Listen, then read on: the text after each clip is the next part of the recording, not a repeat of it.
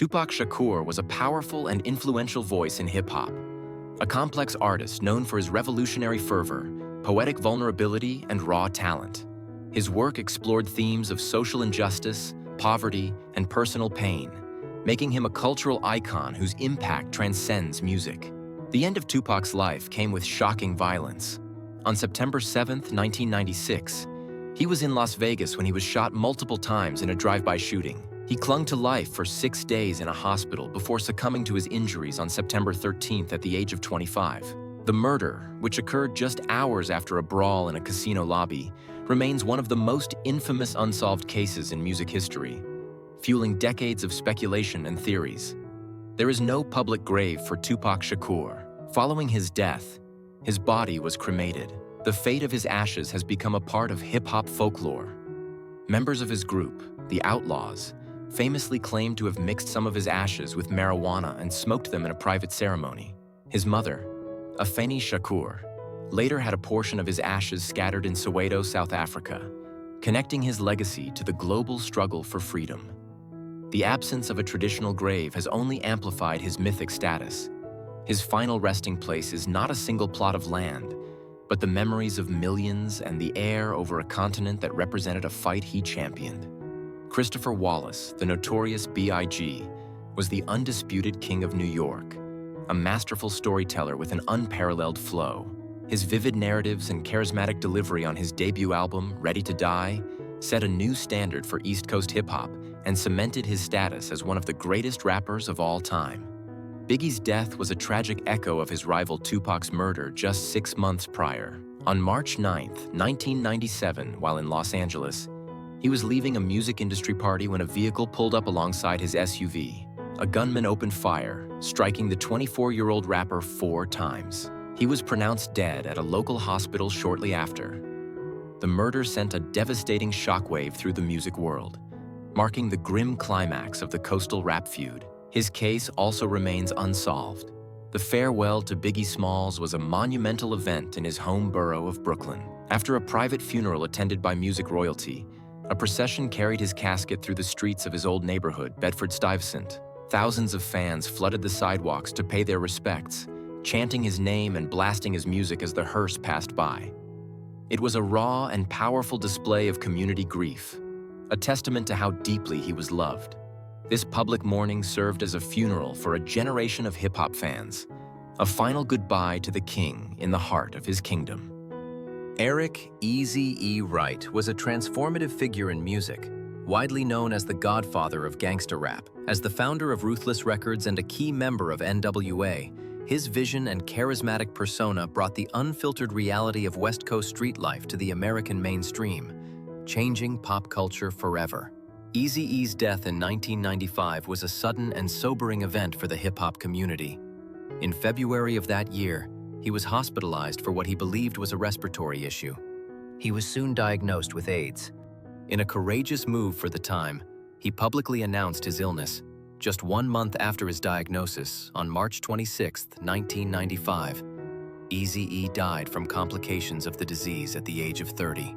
His death shattered the illusion of invincibility surrounding many young artists and forced a vital conversation about HIV/AIDS within the hip-hop world. Eazy-E was buried at Rose Hills Memorial Park in Whittier, California.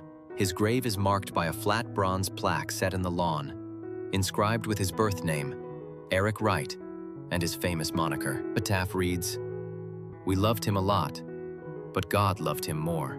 The site remains a place of pilgrimage for fans who travel to pay their respects to the visionary artist. They often leave flowers and other mementos, honoring the man whose influence and business acumen laid the groundwork for West Coast rap's dominance.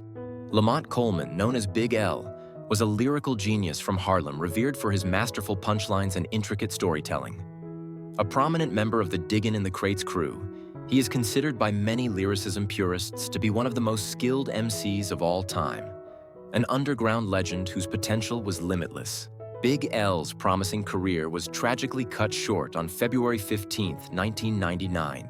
He was in his native Harlem when he was shot 9 times in the face and chest in a drive-by shooting. He was just 24 years old. Authorities believe his murder was retaliation for the actions of one of his older brothers, making Big L an innocent victim of street violence.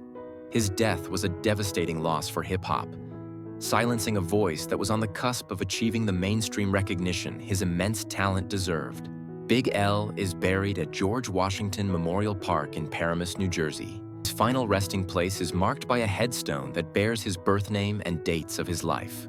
The grave has become a significant site for dedicated fans who make the journey to honor the underground king.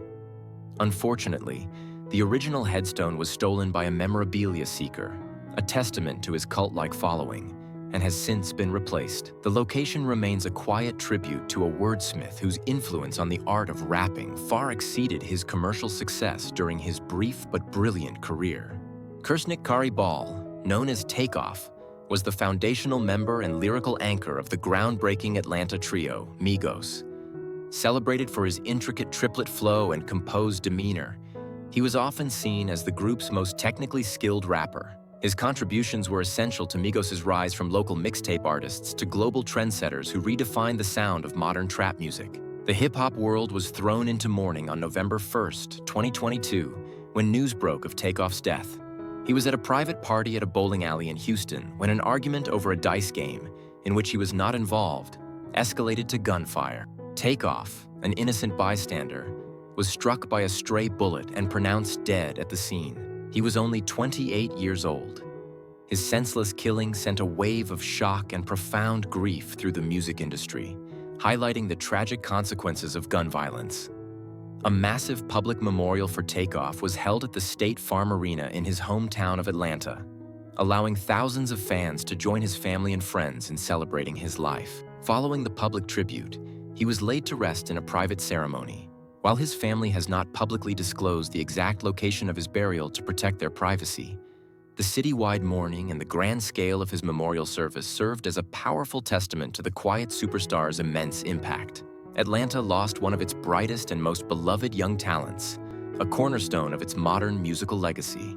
Dwight Arrington Myers, known to the world as Heavy D, was the upbeat, charismatic frontman of Heavy D and the Boys, and one of the most beloved figures in hip-hop's golden age. With hits like Now That We Found Love and Nuttin' But Love, he brought fun, positivity, and dance back into rap, balancing his smooth flow with an infectious stage presence.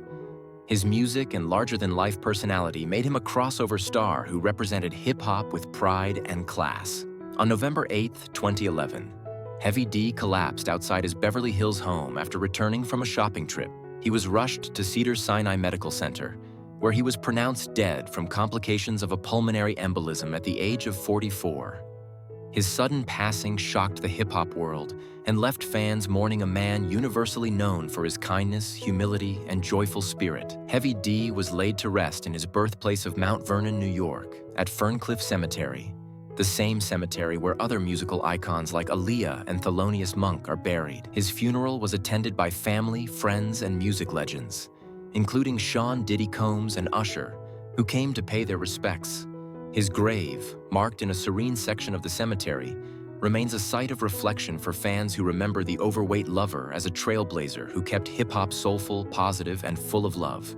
Russell Jones, known to the world as Old Dirty Bastard, ODB, was the untamed spirit and one of the founding members of the Wu-Tang Clan. With his erratic, half-sung delivery and bizarre lyrical genius, he was one of the most unique and unforgettable characters in hip-hop history. ODB was the raw energy of the Clan, a true original whose chaotic artistry was essential to the group's revolutionary sound. ODB's life was marked by struggles with addiction and frequent legal troubles. On November 13, 2004, just 2 days shy of his 36th birthday, he collapsed at a recording studio in Manhattan.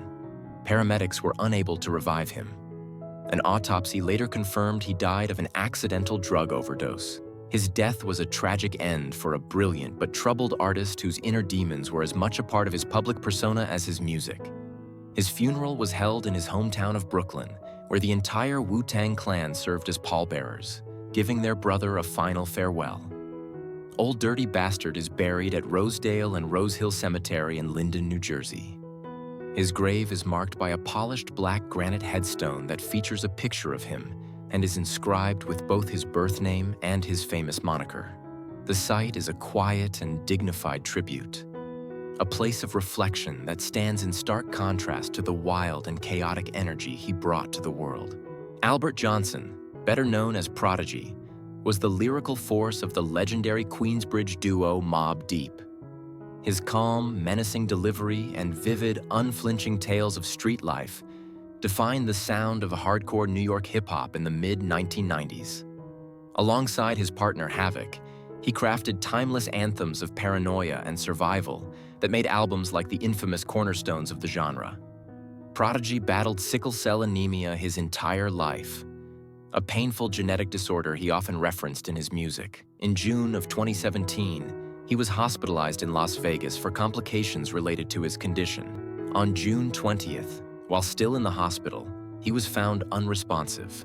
The official cause of death was ruled to be accidental choking, a tragic and unexpected end for the 42-year-old rapper who had resiliently fought his chronic illness for decades.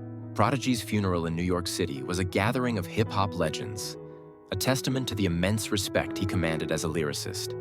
He was laid to rest at Pinelawn Memorial Park and Arboretum in Farmingdale, New York, in a serene section of the large cemetery. His final resting place is a tribute to an artist whose gritty poetry gave voice to the anxieties of a generation. He was a warrior who turned a lifetime of physical pain and struggle into a body of work that is both timeless and influential. Earl Simmons, known as DMX, was a force of nature who exploded onto the music scene with unparalleled raw energy. His gravelly voice, aggressive barks, and music that balanced gritty street anthems with profound, prayer-like vulnerability made him one of hip-hop's most compelling and commercially dominant figures of the late 1990s. DMX's life was a well-documented battle with substance abuse. On April 2, 2021, he suffered a catastrophic heart attack at his home, triggered by a drug overdose. He was rushed to a hospital where he remained on life support for a week as fans held prayer vigils outside. On April 9, 2021, the 50-year-old rapper was pronounced dead. His passing was met with a massive outpouring of grief for an artist who was unflinchingly honest about his pain and struggles. His farewell was as unique as his persona. His red casket was carried to a public memorial at the Barclays Center on the back of a monster truck, followed by thousands of motorcycles from the Rough Riders Collective. Following the memorial, DMX was buried at Oakland Cemetery in his hometown of Yonkers, New York. His grave is a private site, offering a peaceful end for a man whose life was filled with so much public turbulence. It is a final, quiet resting place for the iconic artist who touched millions with his raw humanity. Keith Elam, known as Guru, was a pioneering voice in hip-hop, celebrated as the lyrical half of the legendary duo Gang Starr and the visionary behind the Jazzmatazz series. His smooth, monotone delivery and intelligent, socially conscious rhymes elevated the intellectual discourse of the genre, while his fusion of hip-hop and jazz broke new musical ground. Guru's death on April 19, 2010, at age 48, followed a battle with cancer and was surrounded by sadness and controversy. In his final months, he was isolated from his family and his longtime partner, DJ Premier. A controversial deathbed letter was released by his business partner, Solar, its authenticity widely disputed, which created a painful final chapter for a beloved artist. Following his death, Guru was cremated, so there is no public grave for fans to visit. His family held a private memorial to honor his life and legacy, separate from the controversial narrative that emerged at the end of his life. The absence of a physical tombstone means his true memorials are his timeless albums. The classic records he created with Gang Starr and his innovative Jazzmatazz volumes stand as the monuments to his calm, intellectual voice, preserving a legacy of knowledge, positivity, and musical innovation for future generations. Malcolm "Mac" Miller McCormick was an artist defined by his remarkable musical evolution. He grew from a charismatic teen rapper into a deeply respected musician and producer whose work bravely explored themes of addiction, depression, and love. His vulnerability and musical adventurousness on critically acclaimed albums like Swimming in Circles endeared him to a legion of fans who felt a profound personal connection to his journey. Mac Miller was open about his struggles with substance abuse. On September 7, 2018, the 26-year-old artist was found dead in his California home. An autopsy confirmed he died from an accidental overdose of fentanyl, cocaine, and alcohol. His death was a devastating blow to the music community, a tragic loss of a kind and gentle soul who was actively on a path toward healing and self-discovery through his art. Following his death, Mac Miller's body was returned to his hometown of Pittsburgh, Pennsylvania, a city he loved and frequently referenced in his music. After a private Jewish funeral, he was buried at Homewood Cemetery. His grave, marked by a simple, understated headstone, has become a place of pilgrimage for fans who leave flowers, letters, and other tributes. His final resting place in his beloved hometown is a poignant reminder of his deep roots and the profound impact his short but brilliant life had on so many. Bashar "Pop Smoke" Jackson was the electrifying new voice of New York City, a charismatic artist who single-handedly made Brooklyn the epicenter of the drill music scene. With his distinctively deep, gravelly voice and magnetic energy, he was on a rapid ascent to global superstardom, his sound defining the start of a new decade in hip-hop. Pop Smoke's meteoric rise was tragically cut short on February 19, 2020. The 20-year-old rapper was staying at a rented home in the Hollywood Hills when intruders broke in as part of a targeted robbery. During the home invasion, he was shot and killed. His murder stunned the music world, a senseless act of violence that stole a life filled with immense promise and talent, just as it was beginning to fully blossom. A funeral procession carried Pop Smoke's casket through the streets of his Canarsie, Brooklyn neighborhood in a glass-sided horse-drawn carriage, allowing thousands of fans to line the streets for a final farewell. He was laid to rest at the historic Greenwood Cemetery in Brooklyn, a prestigious final resting place for many notable figures. He is interred in an elaborate mausoleum crypt, a grand tribute to the young artist who was hailed as the new king of New York. His tomb stands as a somber monument to the incredible potential that was so violently extinguished. José Onfroy, known as XXX Tentacion, was one of the most influential and polarizing artists of his generation. His music, which ranged from aggressive hip-hop to acoustic ballads, gave voice to a generation of youth struggling with mental health, and he cultivated a fiercely devoted fan base for his raw, emotional honesty. His career was a whirlwind of massive success and serious legal controversy. On June 18, 2018, the 20-year-old artist was shot and killed during a robbery as he was leaving a motorcycle dealership in Deerfield Beach, Florida. His sudden and violent death sent shockwaves through his fan base and the music industry. The news was met with a complex mix of intense grief from his followers and continued condemnation from his critics, reflecting the deeply divisive nature of his public life. A public open-casket memorial was held at a 20,000-seat arena in Florida, where thousands of fans waited for hours to file past and say goodbye. XXX Tentacion was buried in a private mausoleum at the Gardens of Boca Raton Memorial Park. The imposing gray stone tomb has become a major destination for his followers, who frequently visit to leave letters, artwork, and flowers. The massive structure serves as the final, quiet center of a chaotic and controversial legacy, a place of pilgrimage for the many who found solace in his troubled art. Jared "Juice WRLD" Higgins was a prodigious talent with a rare gift for melody and freestyle rapping. He became a leading voice in the emo rap genre, connecting deeply with a young audience through his brutally honest songs about heartbreak, anxiety, and drug use. His breakout hit, "Lucid Dreams," made him a global star, celebrated for his ability to channel his pain into highly melodic and relatable music. Juice WRLD's life was tragically cut short on December 8, 2019.